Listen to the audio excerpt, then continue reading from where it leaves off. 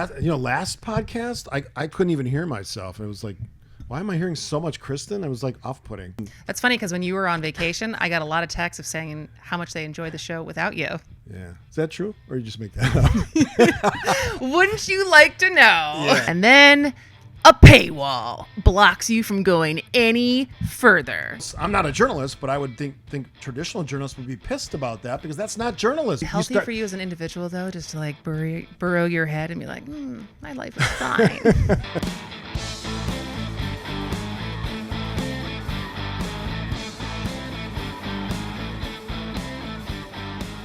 Happy 4th of July, fireworks. Freedom Day. Yeah, Freedom Day.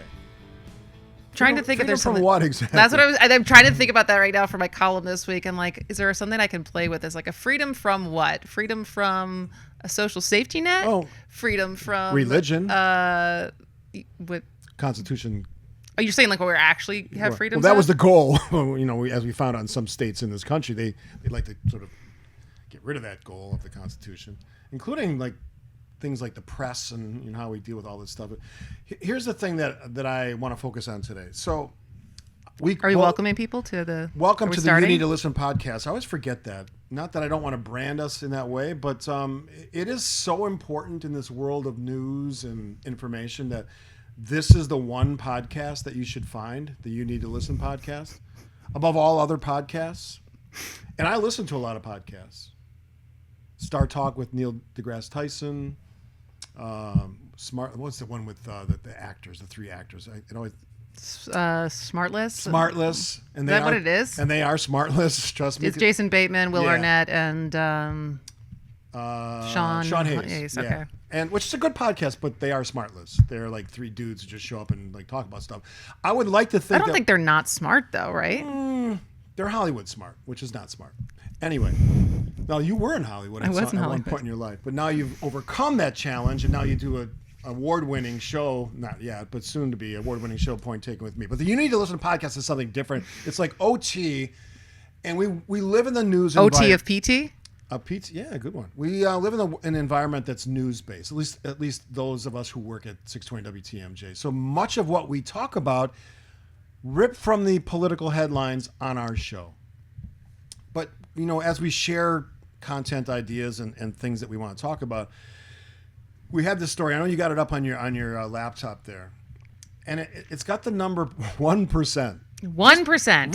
Read to our great audience, our ever-expanding audience, what the 1% refers to. So who hasn't been in the situation where you are looking for a news story, you see a headline, you see something hyperlinked in a different thing that you're reading, and you go to read it, and it pops up, and for about a split second, you can start to read it, and then a paywall blocks you from going any further. Yeah.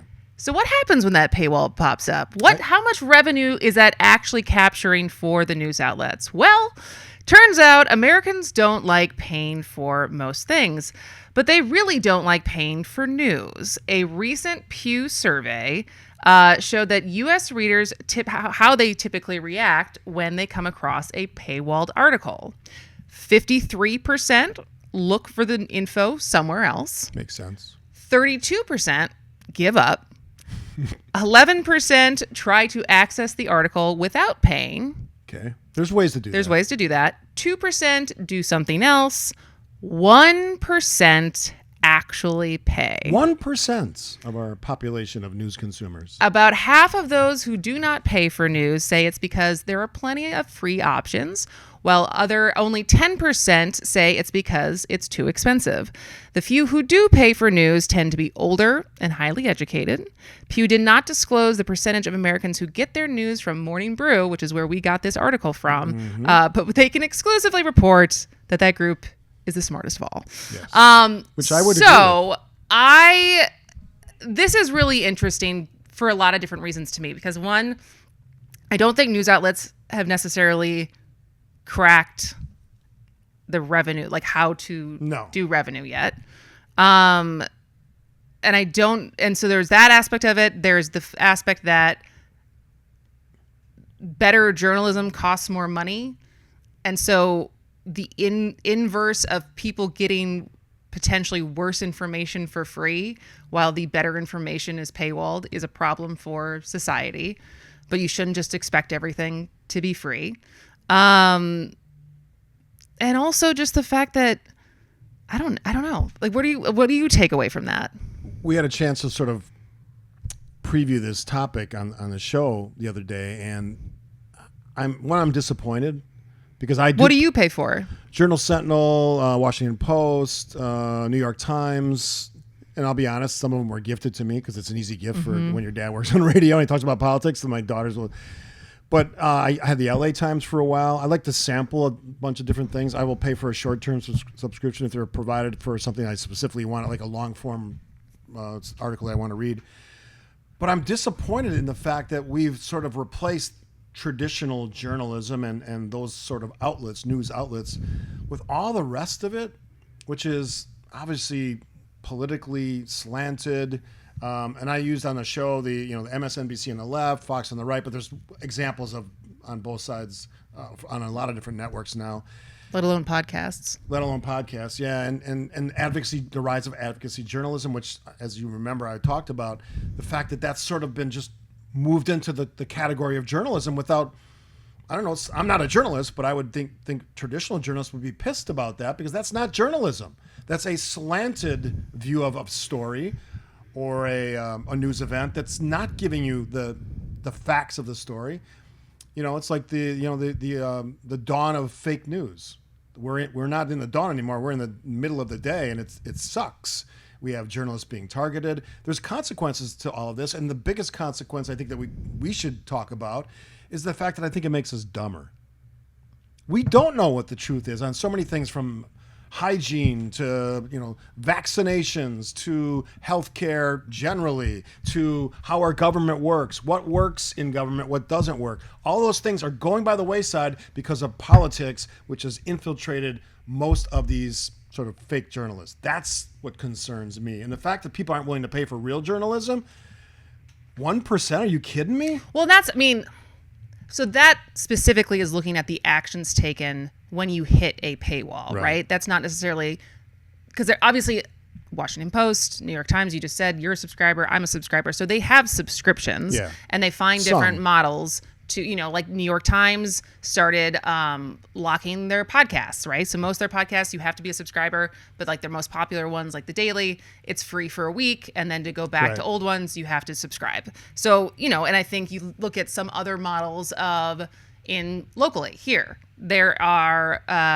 Business Journal does a ton of events, right? So some of their revenue model is now trying to do these like paid breakfasts and lunches and stuff like that. I think Swiss Politics do something similar as far as all their events that they like newsmakers. They become like event companies versus journalists. And so like trying to find different ways to generate revenue. Which I don't have a problem with because you're still exposing people to your information. It's just in a more public arena. And so are you, because I think there's a lot of different problems here and effects. So which thing are you trying to parse out based off of that statistic?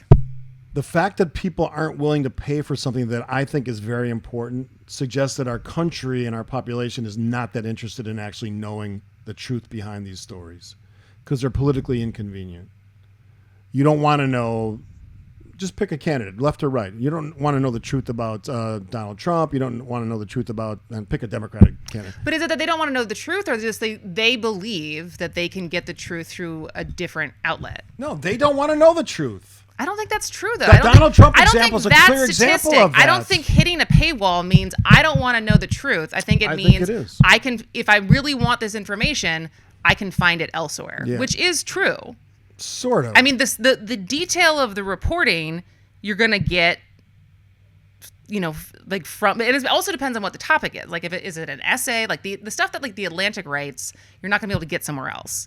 But like the headline of the news of the day, and you know this as well as I do, you can go to Axios, you can go to Politico, you can go to Washington Post, you can go to most of these homepages, and they're going to have the same story, and how it's written is going to be a little bit different. That's the alternative search that you were talking about. I forgot what the number was. There's that like is 32%. One way to do it.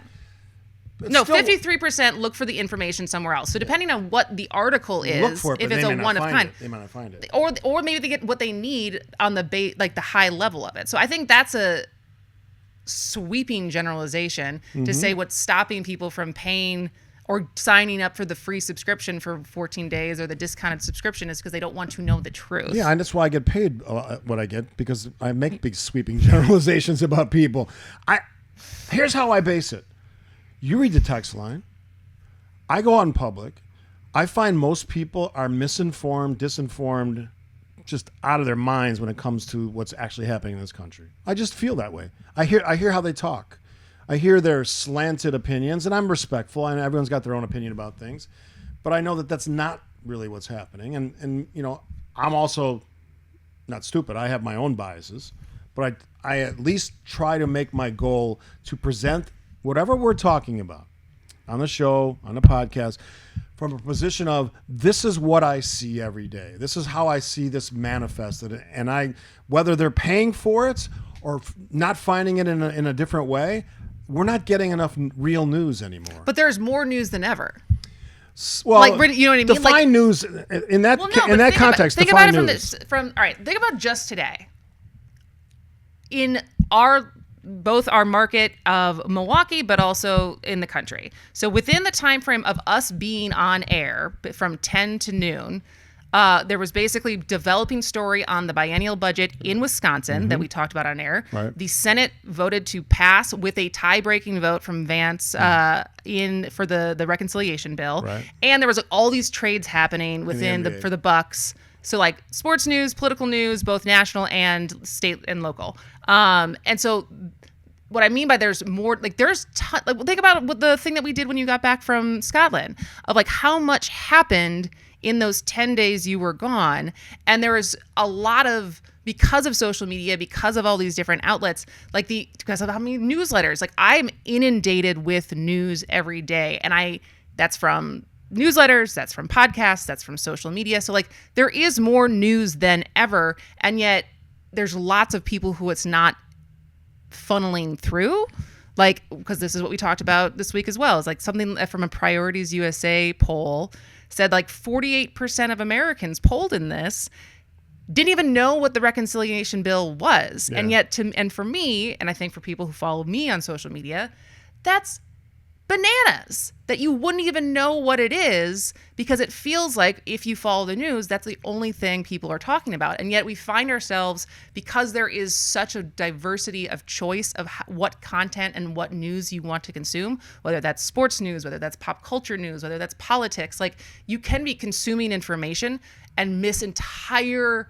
huge events that are happening. So is your argument that the diversity of news sources is leading to this sort of, there's no water cooler events anymore. Yeah. There's less of a and I think this also goes back to civics, of feeling like it is part of your responsibility to understand what is happening in your government, and both like locally, state, and nationally. I think there's part of that. I think there's probably feeling disenfranchised and thinking like, doesn't matter anyways, there's nothing we can do. And to a certain extent, I get it, because I have a bunch of people who these last couple of weeks have been working their ass off trying to get people to call their senators, call their congressmen over this reconciliation bill. And like, does it do anything? Makes you feel good for a moment, probably. And so is it easier just to exist in this chaotic world when there's such news saturation? Like I kind of tuning it out, which is still not necessarily getting to that fact. So what does the 1% number suggest to you? What does that tell you about news consumption? They're not willing. That there's other ways to get the information that you want. See, I don't think the other ways are as good. Because as look at it. If you go back to it, 53% look up the info somewhere else. The fact that 32% is give up is higher than I would like. But then try to access the article without paying, do something else. So basically, the majority of people, when they hit a paywall, still try to get the information. Let me ask it this way. Do you think that finding it a different way gives you the same access to facts and news in the news? I think it depends on what it is. Because let's go through it. So you check CNN a lot. Is there any paywalls in CNN? No, not online. Well, you can. There's no paywalls on Axios. There's no paywalls on. Well, I should say this: entry level. You can pay for more access on CNN and most of these platforms. I just choose not to. I just get the basic CNN online, CNN.com. Yeah. That's all I need, right? If I really want to find out more about something specific, yeah, I would pay for it. But I don't. The 1% suggests that most people are not going to pay for news. But here's the thing: Go back 20 years. Everyone got the damn newspaper. They were paying for that. Yeah. Sunday newspaper. But there was less choice then. Yeah, there was Right? less choice. Like Well, there we was didn't less have the choice. internet world. You Yeah. didn't have the internet. And Yeah. so you had the newspaper, you had the radio, you had TV. And so Up until 10 years ago, I still bought the newspaper before I went on we still any buy the flights. newspaper. I still Oh, do. yeah. I still do. Yeah. Do you get a hard copy of the Journal Sentinel? Not anymore. Oh, Because so I pay for You it. don't see my articles in the Sunday paper? Not the written ones, no. Is that bad? No, I'm just joking. Do you with frame them all? Do you have a All of scrap? them? Do you have No. a scrapbook? No. No? I have some of them saved. You should. Yeah, you should. It's your legacy. Little Frankie would want to know what her mom was up to when she was 2 years old. But I guess, all right, so what are we trying to get to? Like, I'm disappointed in the American population because they don't know first, they don't know what the fuck news is, but two, they don't seem to care about getting real news. I don't buy this argument there's more sources, therefore they're still getting it. I don't buy that. There's a lot of sources. Our friend Bill McCoshen loves to quote Twitter as the #1 news source in the world. That's not news, Bill. News flash. Yeah. That's people's opinions. Often there is not news expressed that on well. there, but it is not a vetted No. editorial, like fact-checked place to get news. It is a place to it's a marketplace of yeah. I don't of even bad know. I don't even opinions. know what to call it. It is the first place you go to see if something big has happened. breaking news. Absolutely. But then you can't trust that information because it hasn't been news sourced. It hasn't been, journalistically challenged, which is probably a term that we should use more of, and we don't. I'm just disappointed in that. So is the expectation that you feel like more people should be willing to pay for Yes. good journalism? Yes. But I think there's a lot of people who Can't afford it? no, I don't even think it's that. I think it's that they can't pay for everything. So just because someone's not like if they hit that paywall, but they already subscribe to 3 different outlets. Here's the weird thing about this.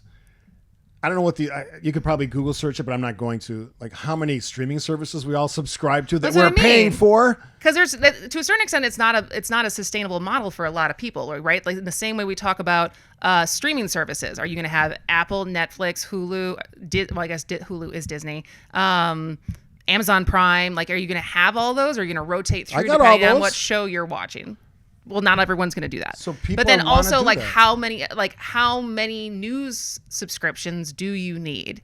And then you're also, paying $5 to your content creator that you think is doing a great job and trying to buy them a coffee or whatever. Like, I think there's a lot of people who do understand that it costs money, but it's just the value of like, am I going to sign up for a subscription because I want to read this one article on this one platform that I don't necessarily read that often? This is my old school answer to that question. Everybody should have subscribed to one traditional newspaper online. Everybody, preferably in your community. But if you don't have a big paper, if you have to go Milwaukee, Chicago, New York, Los Angeles, whatever, just to see what the rest of the world's doing. I will tell you, having traveled a lot, there's a lot of people have no idea what's happening in the world around them. They're happy to be in their little cloistered community where they never venture too far away. If they do, it's to Las Vegas or Florida. That's it. Other than that, they could give a shit about what happens to people in other places. And not giving a shit about other people in other places is not healthy for our well-being as a country. Is it healthy for you as an individual, though, just to like burrow your head and be like, my life is fine. Why worry about all these other things and have anxiety all the time? So do I. I'm not saying that I'm one of those people. I am more frequently now wishing I could be like, oh, maybe it would be nice just to be able to not care. I can't be one of those people. I want traditional newspapers to survive. Now, whether that's defined by subscriptions, I don't know. I will tell you that the last time I bought a copy of the Journal Sentinel to actually read was probably 6 months ago, and I don't even remember why I did. Maybe it was something that happened that I just wanted to read that in that way, in that fashion. Maybe I was going somewhere.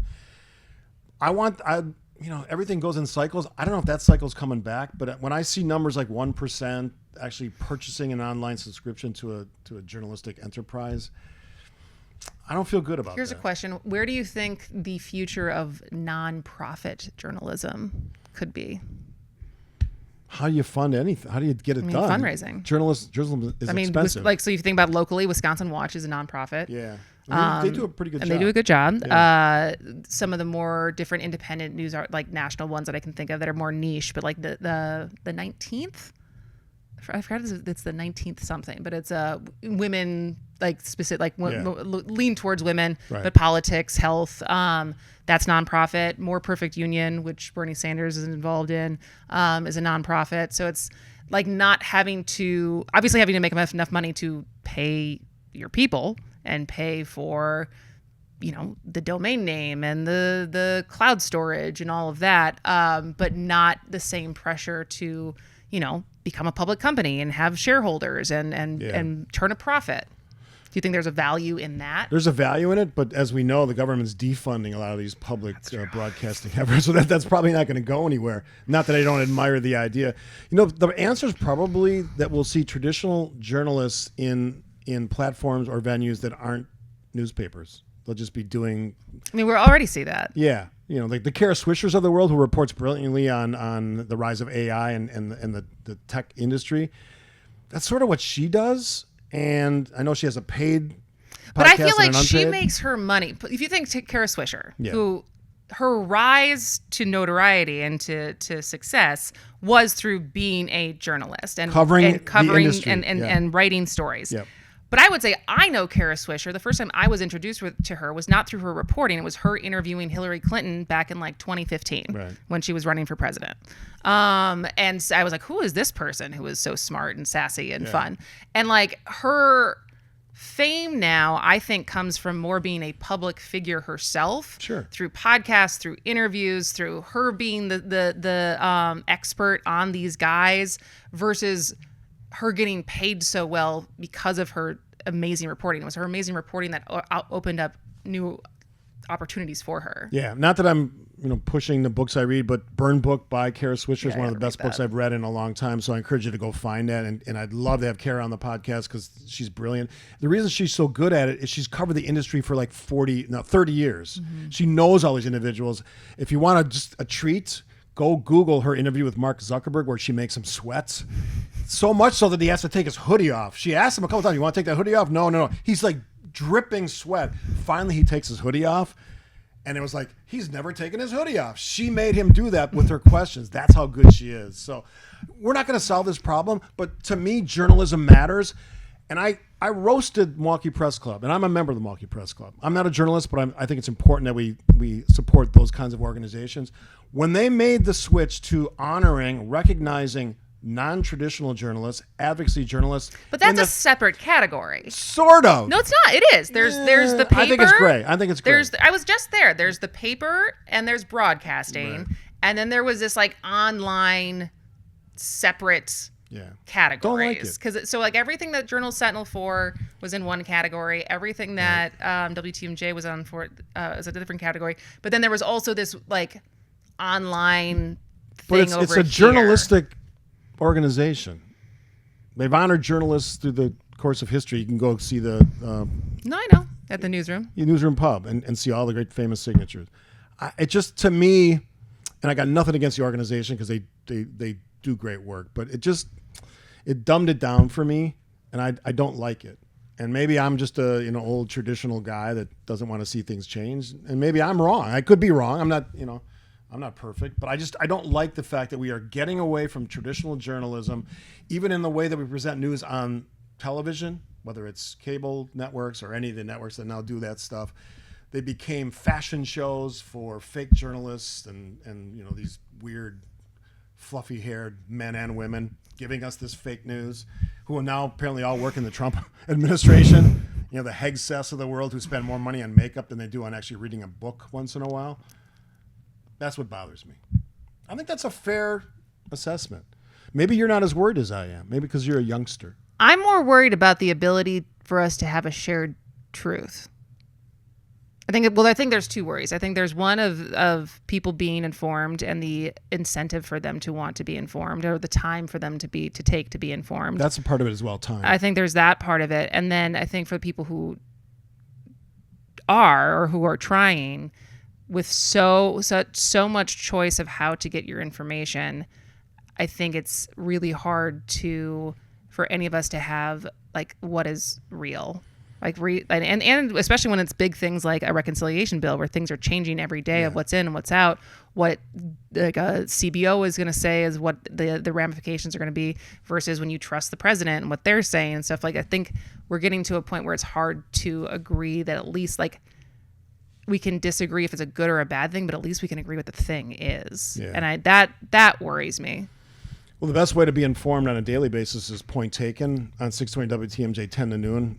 Yours truly and Kristin, and then yours truly, and I'm just I'm your sidekick. Kristin, and you're not my sidekick. You can do people the on the show. Some of the longtime listeners still don't. I've been called Jessica. I've been called Tracy. I've been called your sidekick. I got to say my name more on air. Apparently, that's just because of tenure.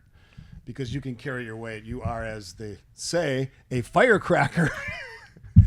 To end on the 4th of July note, people will be listening to this. The 4th of July will already be passed. Yeah, happy 4th of July, and however you celebrate, whether it's fireworks, which could be more expensive because of this tariff nonsense, or drones, which I'm a big fan of now. We'll see. I'm going to see if I'm going to be able to see the drone show from Summerfest. Yes, and if you have any ideas or thoughts or suggestions about this podcast, what's your email?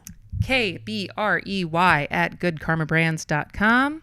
And I am Steve.Scaffidi at WTMJ.com, and I've got a Good Karma one, but it's too long, so I don't want to use that one. I need to get a WTMJ.com email. Yeah. It's easier. Like a 4-letter thing. Well, you could use Brey. Yeah, K-Brey. Yeah. K-Brey is pretty good. WTMJ.com. Don't email that, though. That's not set up yet. But overall, the point of this podcast is the name of the podcast. You need to listen because you're going to learn something. You're smart. You're smart. I'm sort of smart. But you'll learn certainly something. Opinionated. I'm very opinionated. Brash. Were you always this opinionated? No. I told the story before. My speech teacher. I know you were shy when you were a kid, but like when you like pre-mayor, were you a pretty opinionated person? Yeah, I mean, I worked in the private sector. I was like, I dealt in conflict resolution, so I had to have all kinds of difficult. That's just it's. But that doesn't make you an opinionated person. That if anything, that makes you a mediator. You learn to adapt to everyone's ideas, and you sort of can play that. I learned a lot about people being in the public sector for a long time, private sector. All right, next time, who knows what we're going to talk about? I don't know. But I know this, you need to listen. You need to listen. You need to listen. Subscribe, like, share, review, all of those things. And we'll see you next time.